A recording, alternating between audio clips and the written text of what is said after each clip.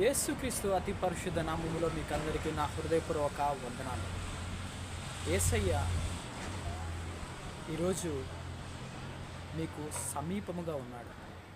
ఎందుకంటే నువ్వు ఈరోజు బాధపడుతూ ఉండొచ్చు, నువ్వు ఎంతగానో బాధపడుతూ ఉండొచ్చు, నీ హృదయం నలిగిపోయి ఉండొచ్చు, నువ్వు ఎంతగానో కృంగిపోయి నలిగిపోయి నీకు జవాబులు దొరక్క, ఈ లోకమంతా వెతికినా సంతోషము దొరక్క, ప్రతి ఎవరిని వెతికినా, ఎక్కడ వెతికినా, ఈ జగం మొత్తం వెతికినా నీకు ఎక్కడ సంతోషము సమాధానము దొరక్క బాధపడుచు కృంగిపోతూ వేదన అనుభవిస్తున్న వ్యక్తివి అయితే ఈరోజు యేసుక్రీస్తు వారు మీతో దేవుడు ఏం చెప్తున్నాడంటే, మీతో విరిగిన హృదయము గల వారికి యెహోవా ఆసన్నుడు, నలిగిన మనస్సు గల వారిని ఆయన రక్షించును.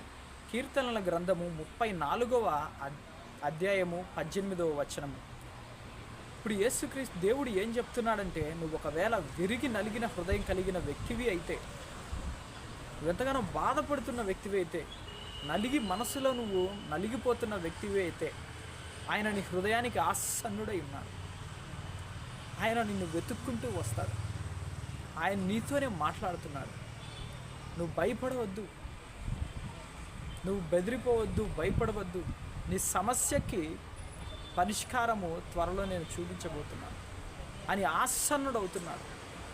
ఎలాంటి హృదయాలను ఆయన లక్ష్యం చేస్తారంటే, గర్వంతో నిండిపోయిన హృదయాలను కాదు, ప్రార్థన చెయ్యని వారిని హృదయాన్ని కాదు, విరిగి నలిగి నువ్వు ప్రార్థన ఈరోజు చేస్తున్న వ్యక్తివి అయితే, విరిగి నలిగిపోయి నువ్వు దేవునికి అప్పగించుకుంటున్న వ్యక్తివి అయితే, నీ స్థితిని ప్రభు, ఇది నా పరిస్థితి, ఇది నా స్థితి, నా స్థితిని ఎవరు సహాయం చేయలేకుండా ఉన్నారు, నీవు ఒక్కనివే సహాయకుడువు అని బాధపడుతూ కృంగిపోతున్న వ్యక్తివి అయితే ఈరోజు దేవుడు నీతోనే సూటిగా మాట్లాడుతున్నాడు.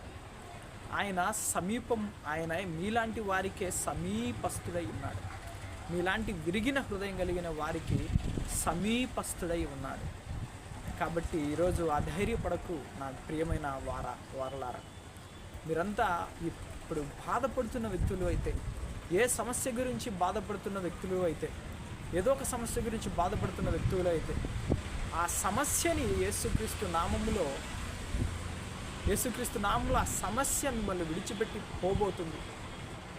యేసుక్రీస్తు నామములో ఆ సమస్యగా నీ జీవితంలో ఉండదు. నువ్వు సంతోష సమాధానంతో వెళ్ళే వ్యక్తిగా మార్చబడబోతున్నావు. ఎందుకంటే విరిగి నలిగిన హృదయం కలిగిన వారికే యెహోవా సమీపస్థుడై ఉన్నాడు, ఆసన్నుడై ఉన్నాడు. నువ్వు విరిగి నలిగిన హృదయంతో దేవునికి ప్రార్థన చెయ్యి. ఎందుకంటే చాలాసార్లు నువ్వు ప్రార్థన చేస్తుంటావు, ఏదో ర్యాండమ్గా మనసులో ఏదో తలుచుకుంటూ, వేరేదేదో ఆలోచించుకుంటూ ప్రార్థన చేయడం, మనసు ఇక్కడ లేకుండా ఎక్కడో పెట్టుకొని ప్రార్థన చేయడం వంటివి, ఇలాంటివి చేశారంటే దేవుడు సమీపస్థుడు అవ్వడం. మీరు విరిగి నలిగిన హృదయంతో యేసుక్రీస్తు దేవుణ్ణి మీరు నమ్ముకోవాలి. విరిగి నలిగిన హృదయంతో ప్రార్థన చేయాలి. విరిగి నలిగిన హృదయంతో మీరు నీ సమస్యను బట్టి మీరు విరిగి నలిగిన హృదయంతో దేవునికి ప్రార్థన చేస్తే అప్పుడు దేవుడు మీకు సమీపస్థుడై ఉంటాడు, నీకు ఆసన్నుడవుతాడు, మీ దగ్గరికి వస్తాడు, మిమ్మల్ని కాపాడుతాడు, మిమ్మల్ని రక్షిస్తాడు, ఆ సమస్య నుంచి నిన్ను బయటికి లాగుతాడు, నిన్ను ఆ సమస్య నుండి రక్షిస్తాడు. కాబట్టి నా ప్రియమైన వారలారా, మీరు ఇప్పుడే మీ సమస్య ఏదైతే ఉందో ఆ సమస్య గురించి విరిగి నలిగిన హృదయం కలిగిన వారై, దుఃఖాక్రాంతులై, కన్నీటితో మీ హృదయాన్ని విరిచి, కన్నీటితో నీ హృదయాన్ని నలగొట్టుకొని దేవునికి సమీపస్తునిగా అవ్వడానికి ప్రయత్నం చేయండి. ఎందుకంటే విరిగి నలిగిన హృదయం కల వారినే దేవుడు దృష్టించుతాడు, వారికి ఆసన్నుడవుతాడు. యేసుక్రీస్తు నామములో ఈ కొద్ది వాక్యాన్ని దేవుడు ఆశీర్వదించి దీవించును గాక. ఆమేన్.